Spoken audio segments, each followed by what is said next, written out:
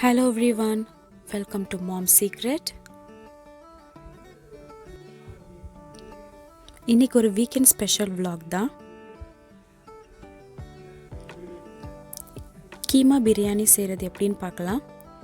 இன்னைக்கு 1 pot dish தான் நான் பண்ணுறேன். ஸோ இன்ஸ்டன்ட் பாட்டில் எப்படி கீமா பிரியாணி செய்கிறதுன்னு பார்க்கலாம். இதுக்கு தேவையான இன்க்ரீடியன்ட் எல்லாமே நான் டிஸ்கிரிப்ஷன் பாக்ஸில் அப்லோட் பண்ணியிருக்கேன்.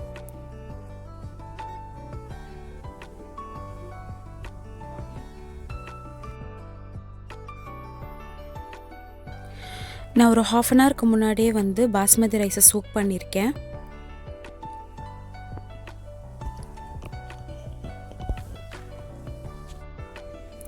இப்போ இன்ஸ்டன்ட் பாட்டை நான் ஆன் பண்ணிட்டேன். ஹீட் ஆனதுக்கப்புறம் 1 டேபிள்ஸ்பூன் கீ ஆட் பண்ணிக்கிறேன். இப்போ 2 டேபிள்ஸ்பூன் ஆயில் ஆட் பண்ணிவிட்டு இப்போ ஆயில் ஹீட் ஆனதுக்கப்புறம்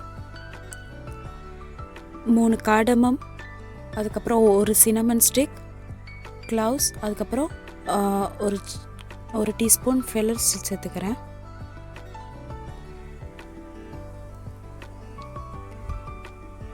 இப்போ நான் ஸ்லைஸ் பண்ணி வச்சுருந்த ஆனியனையும் சேர்த்துட்டேன்.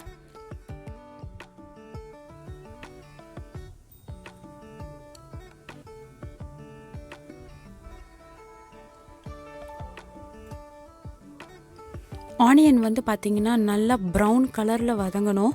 ஸோ அதுக்கப்புறம் தான் நம்ம ஜிஞ்சர் கார்லிக் பேஸ்ட் ஆட் பண்ணணும்.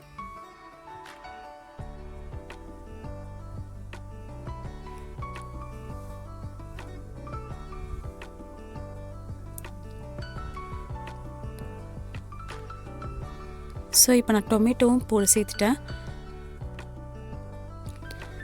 தக்காளி ரொம்ப வேகணும்னு அவசியம் இல்லை. ஸோ சேர்த்ததுக்கப்புறம் நீங்கள் கொஞ்ச நேரத்திலே சிக்கன் ஆட் பண்ணிக்கலாம்.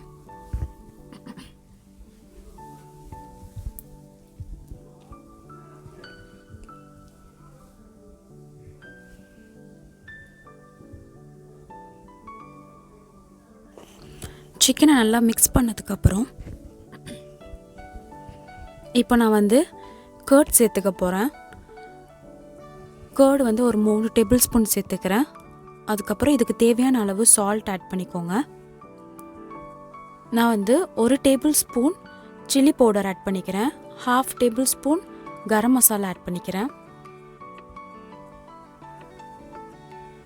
ஸோ உங்களுக்கு ஸ்பைஸ் இன்னும் அதிகமாக வேணும்னா நீங்கள் சில்லி பவுடர் கொஞ்சம் அதிகமாக சேர்த்துக்கலாம்.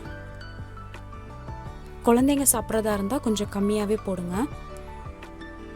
இப்போ கடைசியாக தான் மின்ட்டும் கொரியாண்டரும் ஆட் பண்ணுறேன். இப்போ நல்லா மிக்ஸ் பண்ணதுக்கப்புறம் நம்ம சோக் பண்ணி வச்சுருந்த ரைஸையும் சேர்த்துட்டு அதுக்கு தேவையான தண்ணி ஊற்றி க்ளோஸ் பண்ணி வச்சிடலாம். நான் 2 கப் ரைஸ் எடுத்திருக்கேன்.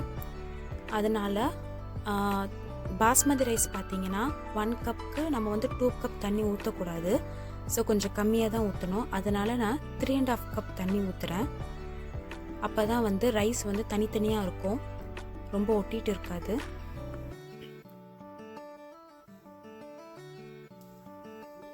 இப்போ இதை நல்லா மசாலாவோட மிக்ஸ் பண்ணிவிட்டு நான் க்ளோஸ் பண்ணிட போகிறேன்.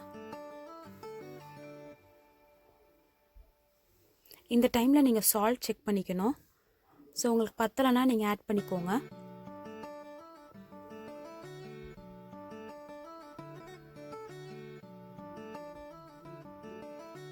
ஸோ நான் முன்னாடி சாட்டே பண்ணிகிட்டு இருந்தனால அதை நான் ஆஃப் பண்ணிவிட்டு நான் ரைஸ் இதை ப்ரெஸ் பண்ணிட்டேன். ஸோ 10 மினிட்ஸ் நல்லா குக் ஆகும்.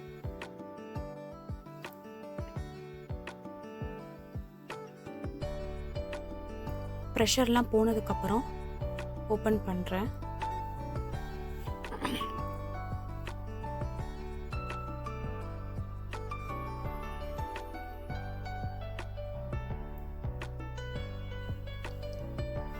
ஸோ இந்த மாதிரி தண்ணி ஊற்றி பண்ணுறதா இருந்துச்சுன்னா இந்த மாதிரி நீங்கள் இன்ஸ்டன்ட் பாட்டிலே யூஸ் பண்ணிக்கோங்க. இல்லைனா நார்மல் நீங்கள் பாத்திரத்துலேயே நீங்கள் அடுப்பில் வச்சு கூட பண்ணலாம். ஸோ ஒரு 20 மினிட்ஸ் 10 மினிட்ஸில் ரெடி ஆகிடும். நெக்ஸ்ட் டைம் நான் தம் பிரியாணி எப்படி செய்கிறதுன்னு காட்டுறேன்.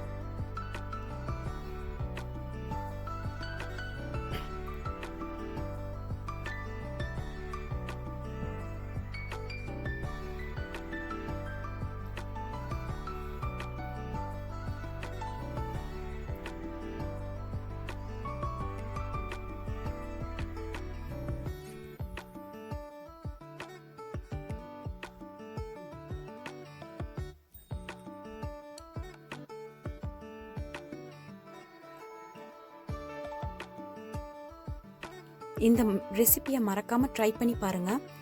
பிடிச்சிருந்துச்சுன்னா உங்கள் ஃப்ரெண்ட்ஸ் அண்ட் ஃபேமிலிக்கு ஷேர் பண்ணுங்கள்.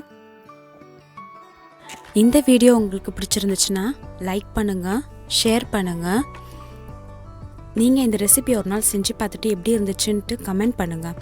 மறக்காமல் சப்ஸ்கிரைப் பண்ணுங்கள். தேங்க்யூ ஃபார் வாட்சிங்.